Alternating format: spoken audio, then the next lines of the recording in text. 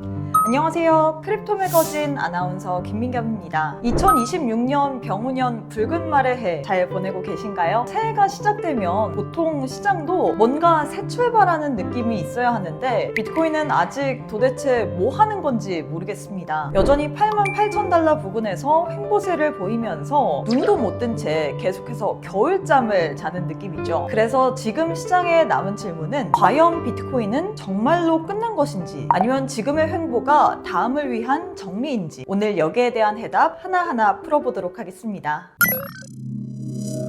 먼저 작년 한 해 2025년 시장 분위기를 좀 되돌아보자면 말 그대로 천당과 지옥을 동시에 경험했던 한 해였습니다. 가상화폐 대통령을 자처한 트럼프 미국 대통령의 친크립토 발언과 이런 정책 기대감이 맞물리면서 비트코인이 연초 상승세로 출발했습니다. 시장에서는 이번엔 진짜 다른가? 이제는 드디어 제도권 자산으로 인정받나? 이런 말들이 자연스럽게 나왔는데요. 하지만 상황이 완전히 바뀌게 됐습니다. 트럼프 대통령이 전 세계를 상대로 관세 전쟁의 포문을 열면서 이 관세 빔을 때리면서 주식시장과 함께 비트코인도 동반 폭락세를 보였습니다. 그러다 다시 한번 또 분위기가 살아나죠. 이 달러의 가치를 연동한 스테이블 코인, 이 부분을 제도권으로 편입하는 이른바 지니어스법이 통과되면서 시장에 다시금 온기가 돌기 시작했고요. 비트코인도 이에 따라서 반등에 성공했습니다. 이 상승세의 정점이 바로 10월 6일 비트코인이 12만 6천 달러를 터치하면서 사상 최고가를 경신했던 순간이었는데요. 그런데 이 천국은 오래가지 않았습니다. 불과 며칠 뒤인 10월 10일 우리가 추석 연휴를 잘 보내고 돌아오려고 하니 트럼프 대통령이 다시금 이 관세빔을 때려버렸죠. 중국산 수입품에 추가 100% 관세를 부과하고 또 주요 소프트웨어 수출 통제를 발표하면서 시장은 다시금 공포에 빠졌습니다. 이 과정에서 레버리지를 쓴 투자자들이 강제로 청산되면서 가상화폐 역사상 최대 규모 약 190억 달러에 달하는 청산 사태가 발생했는데요. 기대했던 업토버, 문벤버 상승장은 다 물거품이 되고 11월에는 2021년 이후 가장 큰 월간 하락을 기록합니다. 결과적으로 2025년 비트코인은 사상 최고가도 찍었지만 동시에 3년 만에 처음으로 연간 마이너스라는 성적표를 받게 됐습니다. 역대 두 번째 최악의 4분기를 마감하기도 했는데요. 2025년은 이렇게 하락으로 결국에는 끝이 났는데 2026년 시장에 남은 변수는 뭐가 있을까요?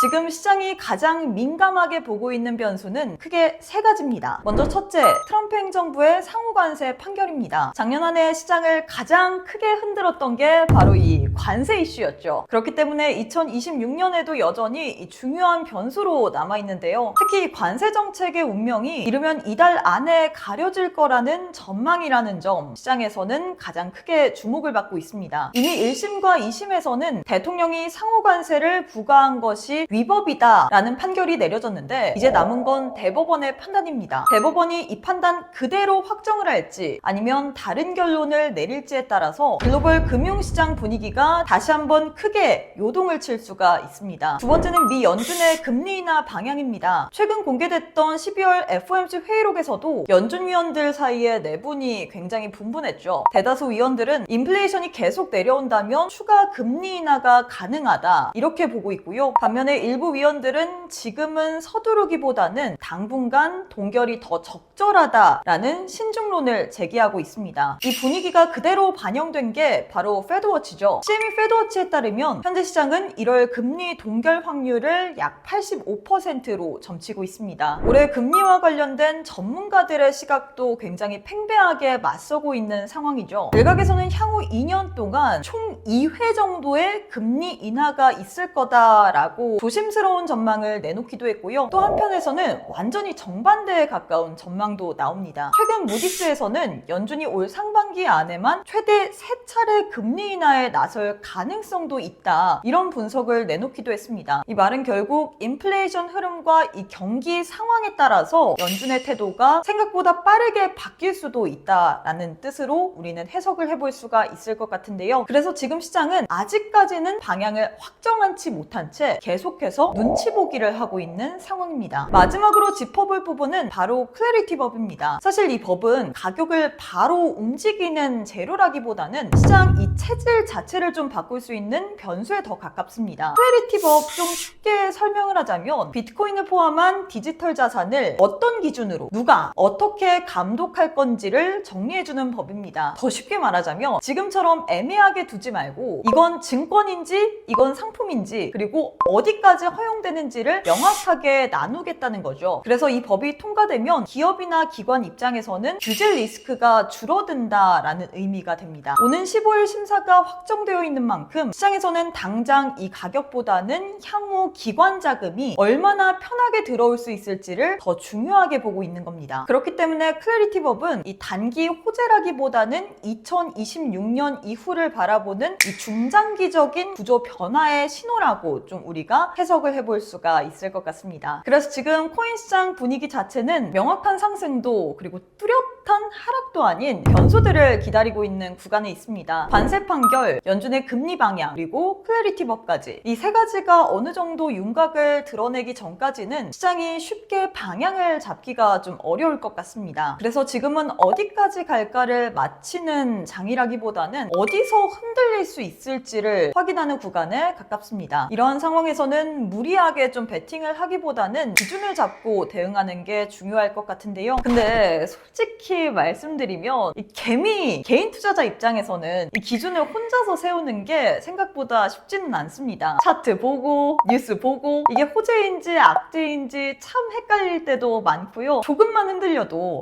내가 지금 잘 보고 있는 게 맞나? 이런 생각이 들게 되잖아요. 그래서 제가 요즘 느끼는 건 혼자 버티는 시장이 아니라 같이 보는 시장이 훨씬 더 편하다는 겁니다. 저희 크립토 매거진 소통방을 보면요. 각 트레이더님들이 지금 시장을 어떻게 보고 있는지, 어디서 조심하고 있는지, 그리고 어디든 짧게라도 대응해 볼 만한 구간이 있는지 그때그때 관점을 좀 공유해주고 있습니다. 특히나 지금처럼 이 시장이 횡보라고 방향성이 없을 때도 숏이든 롱이든 짧게 챙겨볼 만한 구간들을 굉장히 잘 짚어주고 계시는데요. 그래서 큰 방향을 맞히겠다라기보다는 이런 애매한 장에서도 덜 흔들리고 덜 불안하게 시장에 머무를 수 있게 하는 공간이라고 생각해 보시면 좀 편할 것 같습니다. 소통방 입장 방법 어렵지 않습니다. 유튜브 고정 댓글 누르시면 크립토 매거진 홈페이지 들어오실 수 있는 링크 하나 보이실 텐데요. 들어오셔서 우측 문의하기 버튼 누르시고 소통방 참여 원합니다 라고 남겨주시면 자세한 안내 도와드리고 있습니다. 그렇기 때문에 혼자서 이런 시장 고민하지 마시고 크립토 매거진과 함께 이 기준에 대한 정확성을 좀 세우면서 이러한 시장들 흐름 같이 한번 짚어보시길 바라겠습니다. 온체인 데이터 흐름도 살펴보도록 할까요? 공포와 탐욕 지수 어제보다 8점 오른 27점을 기록하고 있습니다. 어제는 극심한 공포인 19점까지 내려왔는데 어제 대비해서는 다소 투심이 나아져 보이긴 하나 여전히 심리 자체는 좀 위축 국면에 있고요. 현물 ETF 흐름 살펴보시면 비트코인 현물 ETF 쪽으론 기관의 순유출세가 보이고 있습니다.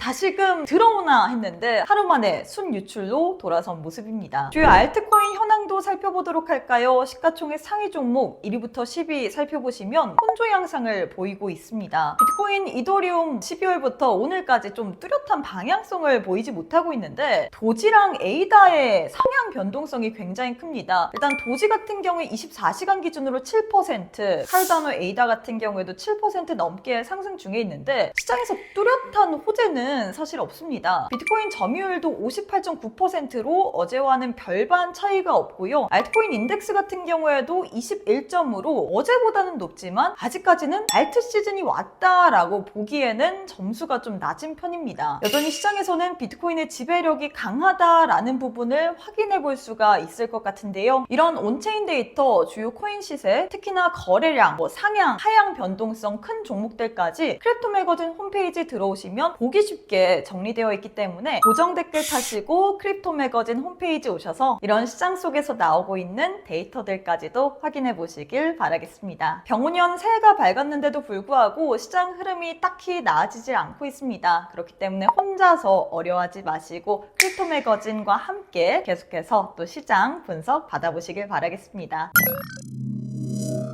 제가 준비한 내용은 여기까지고요. 저희는 다음 주 이 시간에 시황 영상으로 찾아뵙도록 하겠습니다. 이 영상 도움되셨다면 구독과 좋아요 그리고 알림 설정까지 꼭 부탁드리도록 하겠습니다.